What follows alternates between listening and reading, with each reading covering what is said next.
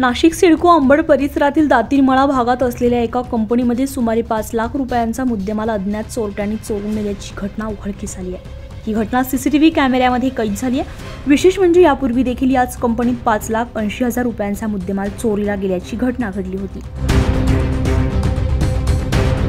याबाबत मिळालेल्या माहितीनुसार वैभव कापडणे यांच्या मालकीची पॉवर कॅप इंडस्ट्रीज कंपनी आहे। मंगळवारी मध्यरात्रीच्या सुमारास अज्ञात चोरट्यांनी कंपनीच्या समोर असलेल्या इलेक्ट्रिक बोर्डमध्ये वायर लावून ग्राइंडरच्या सहाय्याने पत्रा कापून चोरट्यांनी कंपनीच्या आतमध्ये प्रवेश करत स्क्रॅप आणि कॉपर असे एकूण सुमारे 5 लाख रुपयांचा मुद्देमाल चोरून नेल्याची माहिती कंपनी मालक वैभव कापडणे यांचे वडील भास्कर कापडणे यांनी दिली आहे। सकाळी 8:30 वाजेच्या सुमारास कंपनीचे कर्मचारी कामावर आल्यानंतर सदरचा प्रकार लक्षात आल्यानंतर कामगारांनी त्वरित कंपनीचे मालक यांना फोनवरून संपर्क साधला। घटनेची माहिती मिळताच चुंचाळे पोलीस ठाण्याचे पोलीस अधिकारी आणि कर्मचारी यांनी घटनास्थळी दाखल होत घटनेची माहिती घेतली आहे। याबाबत अज्ञात चोरट्यांविरोधामध्ये चुंचाळे पोलीस चौकीमध्ये गुन्हा दाखल करण्यात आला असून पुढील तपास वरिष्ठ पोलीस निरीक्षक मनोहर कारंडे यांच्या मार्गदर्शनाखाली पोलीस करत आहेत।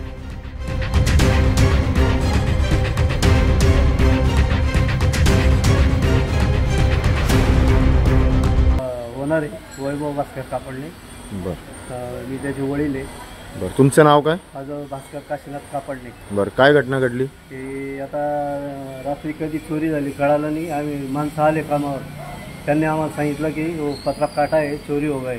तर शटर उघडलं नव्हतं त्यांनी, परत मध्ये आले उघडलं, बघितलं सगळे इथं असता कॉपरचे वायर बंडल तिकडं पत्रा कापून सगळं स्क्रॅप कॉपर नेलं। इथल्या ज्या सेम असं मोठे बॉबिन असतात त्याच्यात कॉपर भरलेलं होतं, तर ते नेलं सगळं। परत वरती होतं तिथलंही नेलं, स्क्रॅप गोणी होती 40-50 किलोची, ती नेली। परत ती कोपऱ्यात कॉपर लपवलेलं होतं आम्ही, म्हणजे कामाचंच कॉपर होतं भरून ठेवलेलं, तर ते बॉबिन उचलून नेलं, बाहेर नेलं, तोडून कॉपर काढून पळाले। बरं, अशी माहिती मिळते की तुमच्या कंपनीमध्ये याच्या आधी पण चोरी झालेली? हो, 2 महिन्यापूर्वी, म्हणजे आता 29 तारीख येईल ना, 29 तारखेला 2 महिने पूर्ण होतील। तरी पोलीस लोकांनी काही नाही, आम्ही वारंवार त्यांना कॉन्टॅक्ट केले, फोन केले, पोलीस स्टेशनला जाऊन आलो। ते शेवाळे सर म्हणून त्यांच्याकडे पहिली केस त्यांच्याकडे दिलेली, ते म्हणता आम्ही तपास करतोय, आमची माणसं फिरताय। पण हे जर असा आवाढव्य कारभार आहे, याचा असा चालेल बोंबड कारभार, तर आम्हाला फाशी घेतल्याशिवाय वेळ शिकायचं आलं नाही।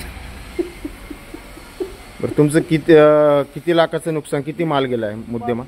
5,80,000चं गेलं, आता जवळजवळ 4-5 लाखाचं गेलेलं आहे। उत्तर महाराष्ट्र लाईव्हसाठी अश्विनी पुरी, नाशिक।